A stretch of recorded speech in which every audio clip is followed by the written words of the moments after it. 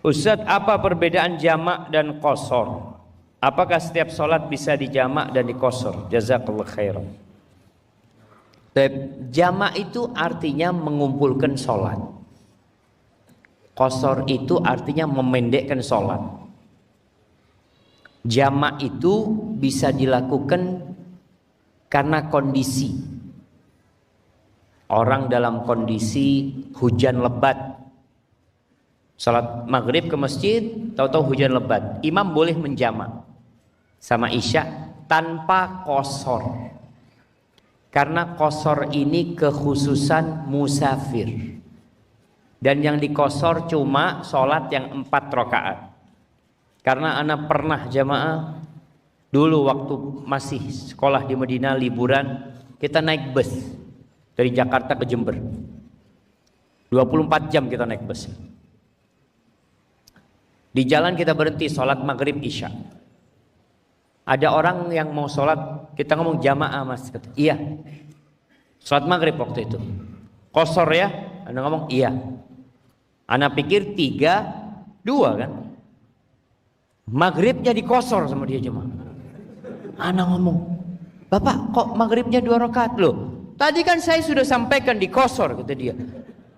Pak, maghrib nggak bisa dikosor. Ah, kamu belum baca kitabnya. Ada di kitabnya itu, kata dia. Oh ya sudahlah. Kita kalau debat kitab ini bisa salah sama mereka jemaah.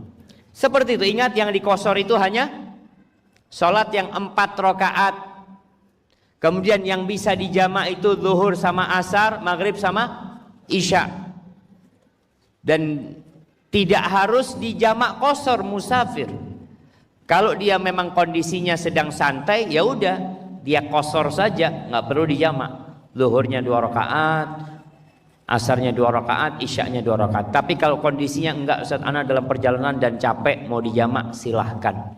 Silahkan dijamak. Tapi kalau sholat bersama imam dan imamnya itu mukim, bukan musafir, maka antum harus ikut imam. Gimana Ustaz kalau masuk ke masjid imamnya sholat isya, sedangkan kita sholat maghrib 3 sama 4? Apa yang harus dilakukan? Apakah dia sholat isya bersama imam baru setelahnya sholat maghrib, atau dia sholat maghrib bersama imam tapi imamnya 4 rakaat? Gimana solusinya? Yang pertama, ingat sholat itu harus tertib.